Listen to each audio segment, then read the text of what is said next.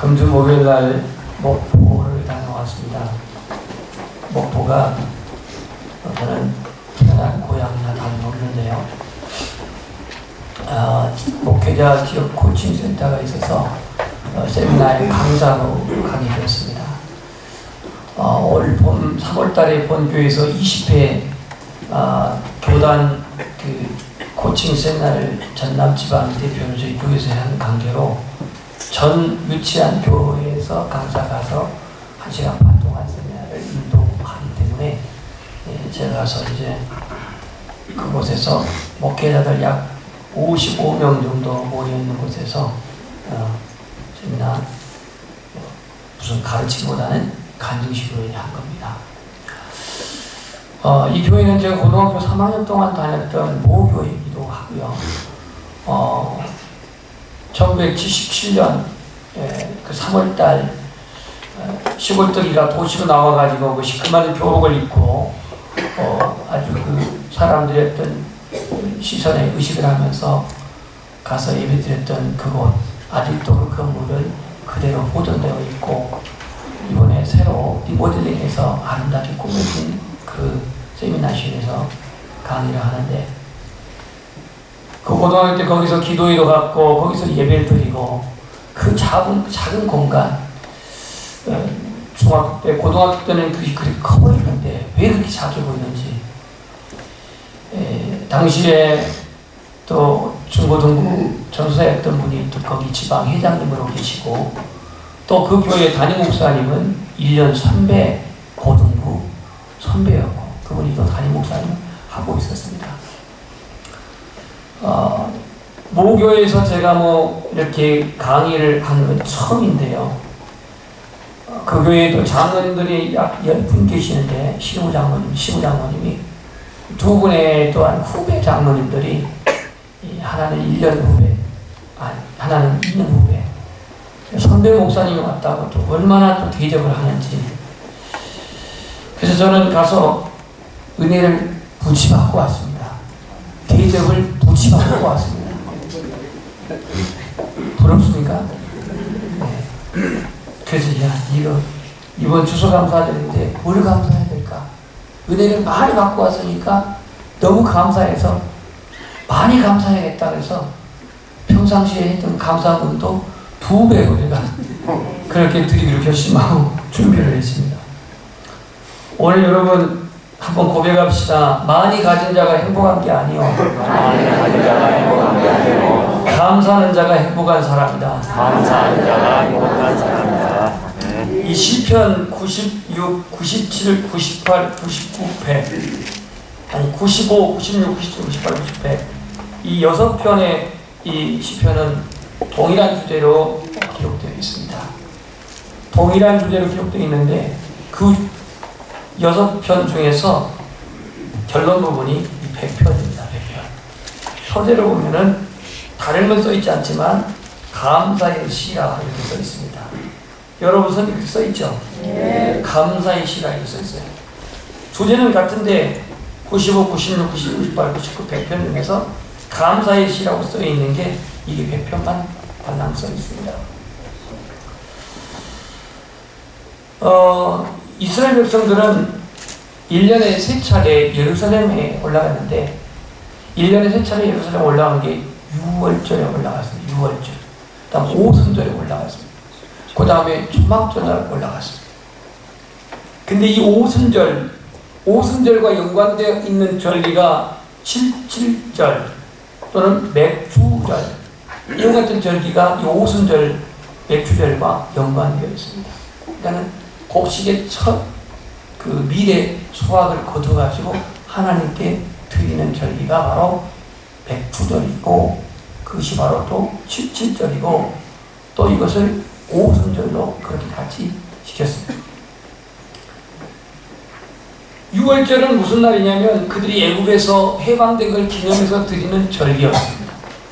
77절은 무슨 절기냐? 바로 곡식의 처음 것을 거둬가지고 감사드린 절기였습니다.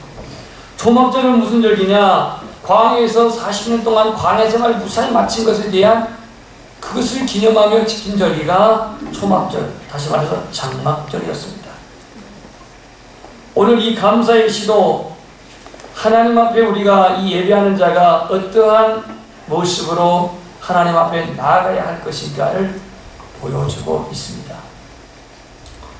오늘 그리스도인의 이 감사하는 세 가지 형태를 구분해 놓고 볼 때에 첫 번째는 하나님의 은혜를 받고도 하나님의 축복을 받고도 감사가 뭔지 모르는 사람이 있습니다. 감사가 뭔지 모르는 사람. 두 번째, 하나님의 은혜를 알고 감사하기를 하는데 자기의 본의대로 마음대로 하는 사람이 있습니다. 기분대로 하는 사람이 있다. 그런가 하면 하나님께 감사를 하는데 그 감사를 하나님의 중심대로 하는 사람이 있습니다. 여러분은 은혜를 알고도 축복을 받고도 감사를 모르는 유형입니까? 아니면 난 감사를 하긴 한데 내 마음대로 기분대로 분위기대로 합니까? 아니면 내가 하나님께 감사하는데 하나님이 기뻐하시는 중심대로 감사합니까? 여러분이 기양지사 하나님의 은혜를 알고 하나님 축복을 받은 것을 인정한다면 하나님 중심의 감사가 되시기를 축복합니다.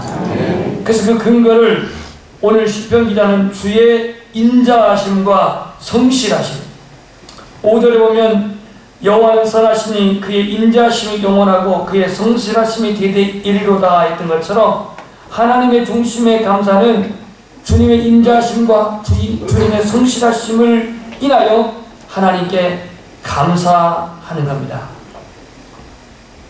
바울은 그의 서신서에서 여러 군데에서 감사에 대한 말을 하고 있습니다. 그냥 따라서 있습니다. 범사에 감사하라. 범사에 감사하라. 돌이켜 감사의 말을 하라.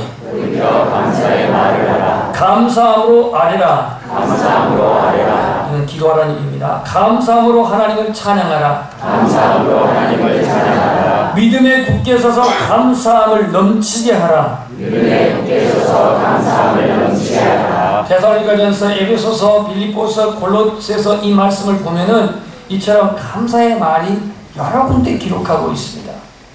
그러고 보면 우리의 신앙생활과 감사는 뗄 수 없는 밀접한 관계가 있는데요. 여러분들이 하나님의 은혜를 알고 여러분들이 하나님의 사랑을 확신하고 여러분들이 하나님의 구원을 분명히 믿는다면 여러분의 입술에서 이 감사의 고백이, 이 감사의 찬양이 하나님 앞에 끊임없이 드려지기를 주님의 이름으로 축복합니다. 오늘 이 본문은 하나님의 주권적 통치에 대한 찬양을 하면서 감사하는 신정시입니다. 신정시. 하나님이 통치하신다. 하나님이 통치하신다는 신정시입니다.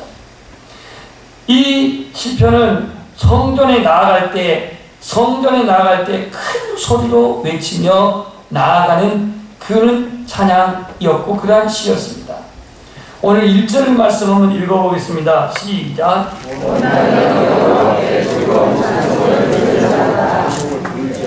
온 땅이여 그랬습니다. 이거는 이스라엘 민족만에 제한된 것이 아니고 온 땅, 온 우주는, 온 백성들은 여호와께 즐거운 찬송을 부를지어다 그랬습니다.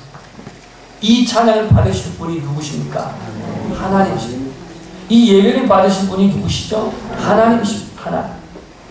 그러니까 하나님의 예배자인데 이 예배를 받으실 것인데 그렇다면 나는 이 하나님과 어떤 관계냐? 어떤 관계? 하나님과 어떤 관계냐? 이 관계가 분명하지 않으면 우리의 찬양은 의미가 없습니다. 우리의 감사는 의미가 없습니다. 오늘 시편 기자는 무엇을 감사하고 있냐면 하나님께 나아가는 것을 감사한다고 했습니다. 누구에게 나아가는 것? 하나님께 나아가는 것. 2절 말씀에 기쁨으로 여호와를 섬기며 노래하면서 그의 앞에 나아갈지어다. 나아갈지어다. 여러분들이 지금 하나님 앞에 나온 것이 기뻐합니까? 아니면 너무나도 억울합니까? 예. 너무 대답 인상한 것 같아요. 질문이 질문 같지가 않은가 봐요.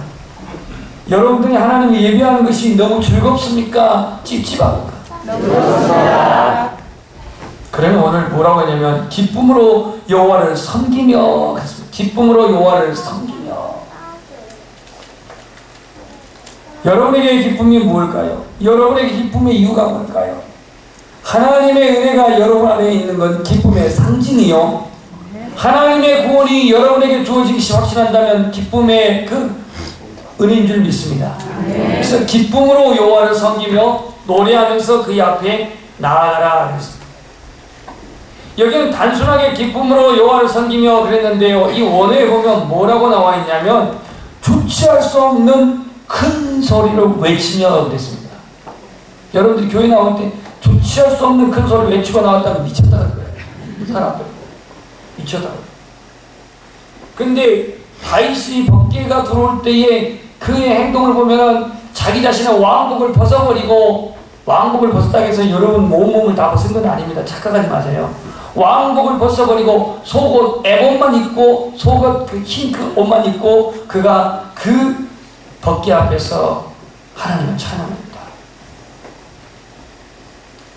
여러분들이 인생살이 힘들고 어렵고 공부하고 여러가지 많이 힘든 일로 인해서 큰 소리로 외칠 만한 여유가 없고 큰 소리로 찬양할 만한 그러한 기분이 아닐지는 모르겠으나, 오늘 하나님 앞에 나오는 우리의 자세는 기쁨으로 하나님을 예배하기를 소원합니다. 옛날 시골 사람들이 한양에 들어갈 때에 과천쯤부터서는 그 한양 사대문 들어가기까지는 기어가듯이 갔답니다. 사대문 안에 누가 있을래요? 왕이 있어요. 왕이 있는데 과천서부터 기어가듯 갔대요. 선비들이 말을 타고 오게 되면요, 말 타고 왕궁 못 들어갑니다. 사대문 못 들어가요. 이거는 왕을 제대로 대접하지 못한 것이 되기 때문에 말죽거리 아시죠? 말죽거리 잔혹사 말고 말죽거리, 거기가 말죽거리 잔혹사 만든 곳인데 그 말죽거리에서 선비들은 다 말을 묶어놓고 걸어서 들어가 있어요. 그래서 거기서 밥을 먹이는 곳이라고 해서 말죽거리라고 했어요. 말죽거리. 그냥 붙은 게 아니에요. 그 말죽거리가 어디쯤에 있냐면 양재 그쪽에 있습니다. 그쪽에 말을 묶어놓고 걸어 들어가야 돼요. 이게 왕 앞에 나아가는 당시의 서민들이었고 선비들이었어요. 하나님의 거룩한 보좌 앞에 우리가 나가 낮은 폭으로 기어들어가도 시원치 않은 판인데 우리는 너무 당당하게 들어옵니다. 한계치잖아. 장군처럼. 어떤 마음의 자세가 어찌됐든 간에 준비됐든 간에 내 집 들어가듯이 들어오는데 자연스럽게 들어오는 건 좋지만 우리 안에 마음의 겸허함을 가지고 하나님을 경외하는 마음을 가지고 하나님을 예배하는 그러한 중심을 가지고 들어올 수 있기를 소원합니다. 아멘. 암브로스라고 하는 밀라노 성당의 대주교, 이 사람은 AD 4세기 사람인데요. 이 암브로스 설교에 변화된 사람이 누구냐면 어거스틴입니다. 암브로스는 당시 황제 아우구스티누스라는 황제를 개동시킨 사람입니다. 대단한 분입니다. 로마의 황제를 개동시킨 사람이에요. 이 암브로스입니다. 그런데 이 밀라노 성당의 주교인 이 주교가 어느 날 데오시우스라고 하는 황제가 이 예배들을 오는데 성전문에서 문을 막고 죽음을 각오하고 황제를 못 들어오게 막았습니다. 왜 못 들어오게 막았냐면 AD 390년에 데살로니가에서 폭동이 일어났는데요. 로마를 항거한 반란이 일어났는데 이 데오니우스 황제가 1500명의 그 당시에 그 백성들을 학살했습니다. 반란을 지나가는 과정에서 무고한 주민들 1500명을 학살했습니다. 그래서 당시의 교회가 황제를 단죄하고 이 황제가 하나님 전에 들어오는 걸 암브로스 이 주교가 막아버린 거예요. 그러니까 이 황제가 적잖이 당황하면서 다윗도 범죄하고 하나님 성소에 들어왔는데 왜 나는 못 들어가야 되냐, 또 이렇게 성경적으로 말했습니다. 암브로스가 뭐라고 했냐면 다윗은 회개하고 돌아온 거지 들어온 거지 당신은 회개도 안 했는데 들어올 수 없습니다. 나는 죽어도 쓰면 죽었지 이 전에 들어올 수 없습니다.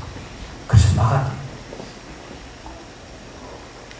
우리가 하나님 전에 주님의 은혜를 힘입어 나오는데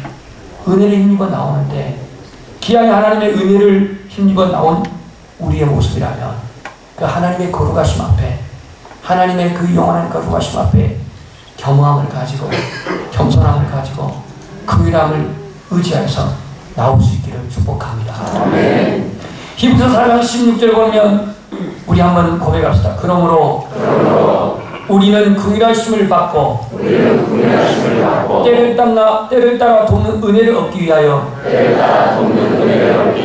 은혜의 보좌 앞에 담대히 나아갈 것입니다. 찬양하겠습니다. 주의 보좌로 나아갈 때 이 찬양을 하면서 여러분들이 하나님 앞에 내가 예배할 수 있는 게 얼마나 감사인지를 뜻을 생각하면서 고백하겠습니다. 이 은혜가 아니고서 우리는 주님 보좌 앞에 설 수가 없습니다. 주의 보좌로 나아갈 때 어떻게 나가야 할까? 나를 구원한 주의 십자가 그것을 믿으며 가네. 주의 보좌로 나아갈 때 주의 보좌로 나아갈 때에 나 여전히 부족하다. 나를 부르신 주의 그 사랑, 나를 부르신 주의 그 사랑 그것을 믿으며 가네.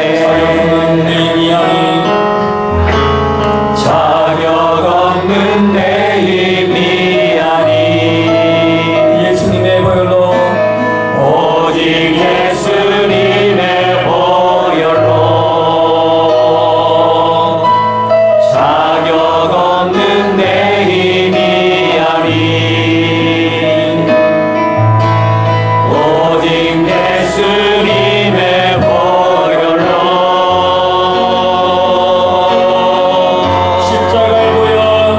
십자가의 보혈 안전하신 사랑 힘입어 나아갑니다. 십자가의 보혈 완전하신 사랑 힘입어 예배합니다.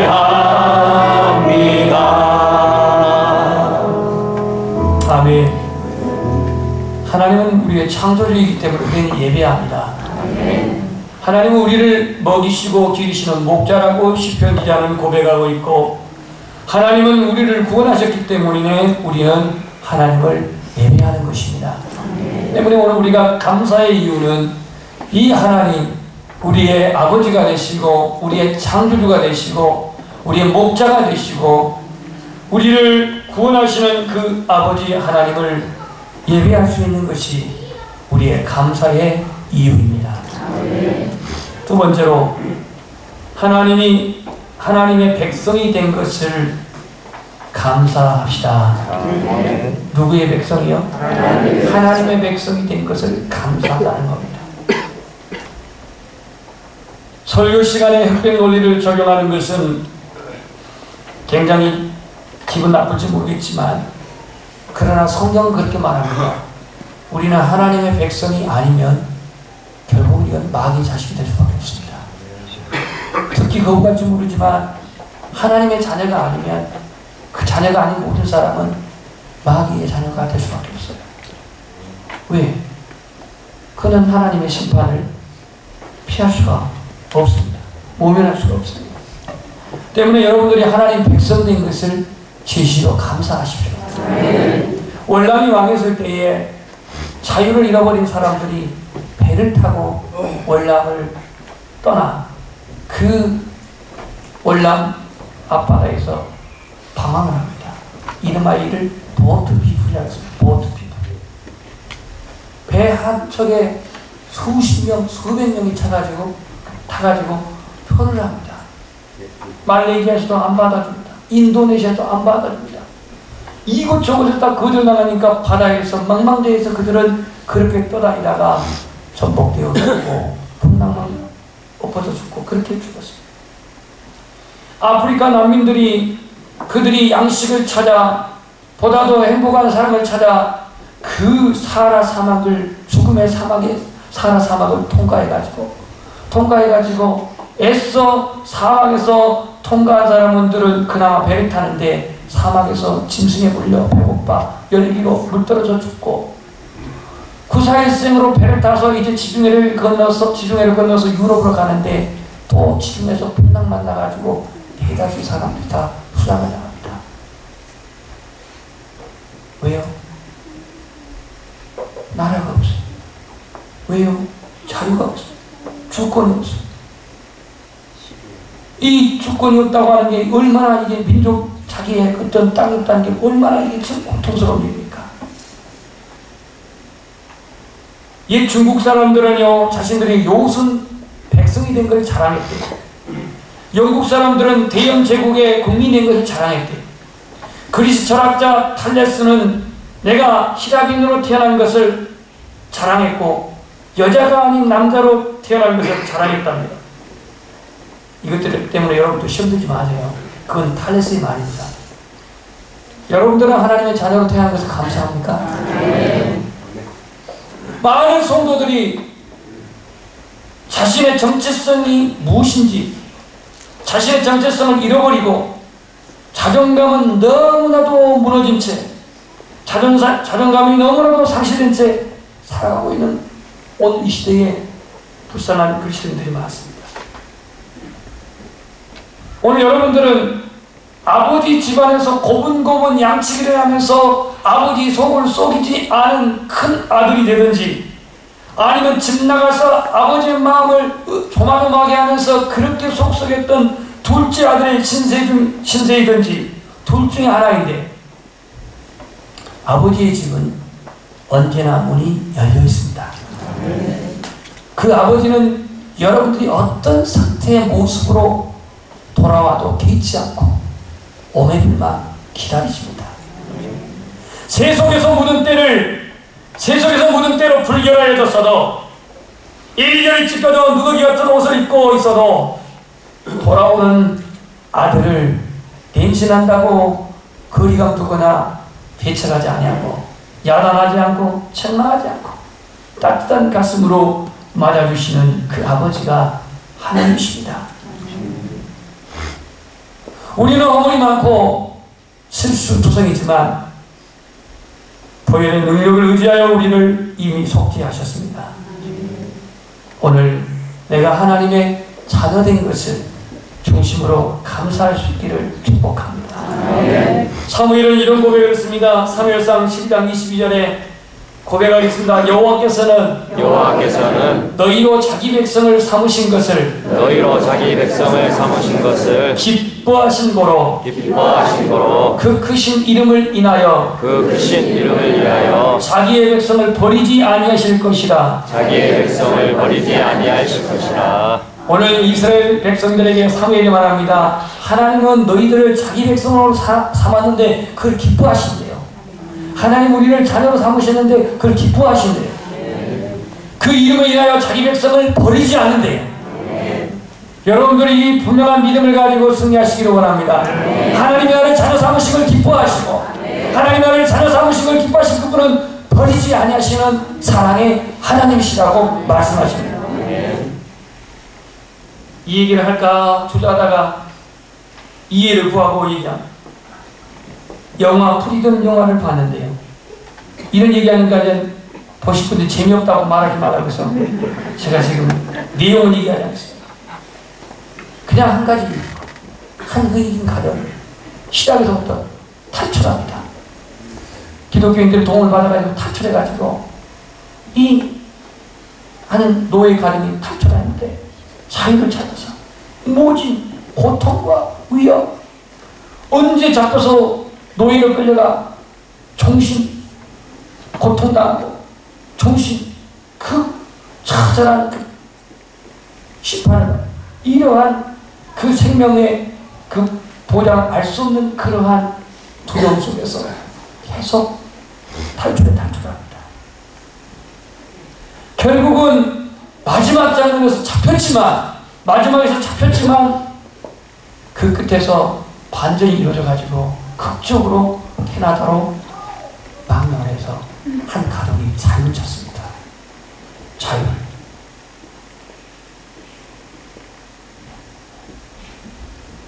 여러분에게 있어서 주 예수 그리스도로 말미암아 여러분 죄의 노예에서 나를 자유케 하시고 나를 속죄하시고 나를 구원하시고 그 은혜를 감사하십시다. 아멘. 결론적으로 어떻게 감사해야 할 건가? 어떻게 감사할 것인가? 오늘 1절에서 보면은 내 입술로 온 땅에 여호와께 즐거운 찬양을 부를지어다 됐습니다. 한번 따라서 입술을 통하여 즐겁게 찬송하자. 입술을 통해서 즐겁게 찬송하고 2절에 보면 기쁨으로 여호와를 섬기며 노래하면서 그 앞에 나아갈지어다 그랬습니다. 이거는 무슨 얘기냐면 기쁨으로 하나님을 예배하는 겁니다. 아멘. A.W. 토저는 하나님께서 사람을 부르시는 데 있어 먼저 예배자로 만드시고 그 다음에 일하는 자로 만드신다고 했어요. 일이 먼저가 아니고 먼저 예배자를 만드시고 그 다음에 일하는 자로 만드신다고 했어요. 성도의 우선적인 삶은 예배입니다. 인색한 아멘하지 마시고요. 성도의 우선순위의 삶은 예배입니다. 이 예배가 무너지면 뿌리 없는 나무처럼 뿌리 없는 나무 이것들이 지금 뿌리 없는 나무입니다. 여기 지금 뿌리 있기 때문에 좀 살지만 요건 지금 뿌리가 있지만 저건 뿌리가 없어. 이거는 3개월 4개월 버티지만 저건 그렇게 못 버팁니다. 뿌리가 없기 때문에. 예배가 없는 삶은 뿌리 없는 나무 같아. 조금만 가면 말라버립니다. 예배 없으면 영적으로 공핍하게 됩니다. 예배 없게 되면 은혜를 받지 못하기 때문에 불평이 생깁니다. 만족이 없습니다. 평강이 없습니다. 감사가 없습니다. 기쁨으로 예배를 통해 하나님을 감사합니다. 하나님 감사합니다. 마지막으로 오늘 4절 보면은 감사함으로 그 문에 들어가며 찬송함으로 그 궁정에 들어가서 그랬습니다. 감사함으로 그 문에 들어가며 찬송함으로 그 궁정에 들어가서 이게 바로 성전인데요. 궁정 그러니까 여러분들 왕이 거하는 궁정인 것 같지만 아닙니다. 진정한 궁정은 바로 하나님의 보좌입니다. 주님의 보좌 앞에 나가는 데 있어서 감사함으로 그 문에 들어가며 찬송함으로 그 궁정에 들어가서 그 이름을 송축하라 그랬습니다. 시인은 말하기를 내가 악인의 장막에 거한 것보다도 여호와의 전에 문지기로 있는 것이 좋사오니 그랬습니다. 문지기로 있는 것이 좋사오니. 오늘 우리는 여호와의 궁정에 심겨지는 하나님이 심겨놓은 그러한 감람나무입니다. 여호와의 궁정에 심겨져. 예배당이 아무리 초라해도 아무리 화려해도 예배당의 규모가 아무리 크고 작고가 문제가 아닙니다. 하나님이 계신 그곳은 궁정입니다. 궁정. 그러니까 감사함으로 그 문에 들어가고 찬송함으로 그 궁정에 들어가라 이렇게 고백하고 있습니다. 한번 따라서 하겠습니다. 감사는 죄송합니다. 축복은 감사의 문을 통해 들어오고 축복은 원망과 불평의 문으로 빠져나간다. 근데 여러분들이 감사하게 되면 그 감사로 말미암아 축복이 들어오게 되고요. 나의 원망과 불평하는 순간 그 축복은 다 빠져나갑니다. 다 빠져나가요. 근데 여러분들이 축복을 다 빠져나가려면 부지런히 그냥 원망하고 부지런히 그냥 비판하시고 부지런히 그냥 원망하시고 불평하고 원망하시고 축복 다 나가요. 하지만 여러분들이 감사하게 되면 이 모든 축복이 감사의 문을 통해서 여러분이 들어옵니다. 그래서 오늘 입술을 통해서 하나님을 찬송하고 기쁨으로 하나님을 예배하고 감사함으로 하나님의 궁정에 나아가기를 주님의 이름으로 축복합니다. 이번에 CTS 방송을 들으니까 어느 교회 목사님이 찬양을 이렇게 개사해갖고 부르더라고요. 주님께 감사하는 우리 우리의 마음 얼마나 아름다운지, 주님께 감사하는 우리의 마음 얼마나 아름다운지, 주님께 감사하는 모든 순간 내 마음 천국일세. 감사 주님께 감사드려요. 두 손을 높이 들고 마음을 모아 주님께 감사드려요. 여러분의 감사가 오늘 하나님이 기뻐하시는 연락된 감사가 되시기를 축복합니다.